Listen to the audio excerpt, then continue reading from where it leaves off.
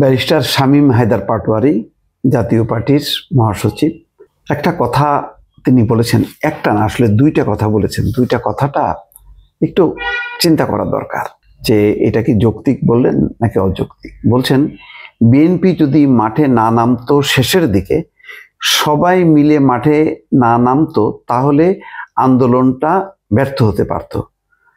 আন্দোলন ব্যর্থ হলে এরা অনেকেই আবার ছাত্রলীগে ব্যাক করত। এই কথাটা দুইটা অংশ কিন্তু সত্যি। আমি তো বলি যে বিএনপি জামাত শেষ দিকে তারা ঝাঁপায় পড়ছে, যদিও তারা বলছে যে না, এটা তো ছাত্রদের আন্দোলন, এটা কৌশল।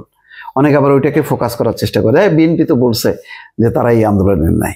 আসলে আমি নিজে জানি, তখন বিএনপির অনেক নেতা কর্মী আমাকে ফোন করতো, তাদের সাথে যোগাযোগ ছিল, তারা বলছে যে তারা কি পরিমাণ ঝাঁপায়। তারা মনে করছে যে এটাই বাঁচার একমাত্র রাস্তা, এটাই একটা কৌশল। সরকার বেকায়দায় পড়ছে, কারণ সরাসরিভাবে বিএনপি জামাত ট্যাগ লাগাইতে পারতেছে না, কারণ ছাত্ররা আছে সামনে। ফলে একটা বেকায়দায় পড়ছে। সরকারও জানে যে আন্দোলন কারা করতেছে। তো এটা সত্য, বিএনপি জামাত ঝাঁপায় না পড়লে এটা হইতো না। আবার এটাও সত্য, বিএনপি জামাতের সাথে যদি জনগণ যদি না নামতো তাহলে হইতো না। মানে সব মিলেমিশে হয়েছে বলেই এই আন্দোলনটা সফল হয়েছে। আবার এটাও সত্য, ওই যে আন্দোলন যদি ব্যর্থ হইতো, অনেকেই আবার ছাত্রলীগে ব্যাক করতো। কারণ অনেকেই তো ছাত্রলীগকে কাছ থেকে ফিরে এসে বলছে না, আমরা ছাত্রলীগ করি, কিন্তু আমরা কিন্তু এই যে কোটা নিয়ে আমরা আন্দোলন করছি, ফলে আমরা তো অরিজিনালি ছাত্রলীগে। এখন ছাত্রলীগ থেকে বেড়ে অনেকে বলতেছে আমরা তো শিবির করি, আমরা তো অমুককে করি, তমুক করি। এখন কৌশলগত কারণে আমরা লুকাইছিলাম।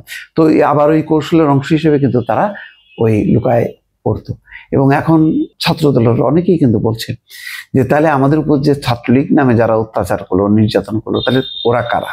এরা তো এখন বলতেছে আমরা ছাত্রলীগ করতাম, নেতা ছিলাম, কিন্তু সেটা হচ্ছে আমাদের প্রোটেকশনের কৌশলে। তাহলে যে ছাত্রলীগরা মারলো, ওটা কি তাহলে দুইটা? যারা শিবির বা অন্য দল করতো, অন্য মতাদর্শের, তারা অত্যাচার করেনি। যারা অরিজিনাল আওয়ামী লীগ, তারা দুই ভাগে বিভক্ত ছিল।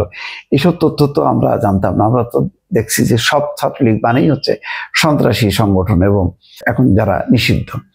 তো এটা একটা খুব গুরুত্বপূর্ণ বিষয় যে এখন গুরুত্বপূর্ণ নেতাদেরকে দেখা যায় আওয়ামী লীগের বিভিন্ন পর্যায়ের নেতাদের পাশে তারা দাঁড়িয়ে ছবি তুলছে। এখন তারা বলছে যে আওয়ামী লীগ নিষিদ্ধ করো, তারা তুমুল এখন আওয়ামী লীগ বিরোধী। কিন্তু ওই সময় তো তারা তাদেরই ছবি প্রকাশ করছে, কই ছাত্র দল বা বিএনপির কাউকে তো দেখা যায়নি। ভালো থাকবেন, আল্লাহ হাফেজ।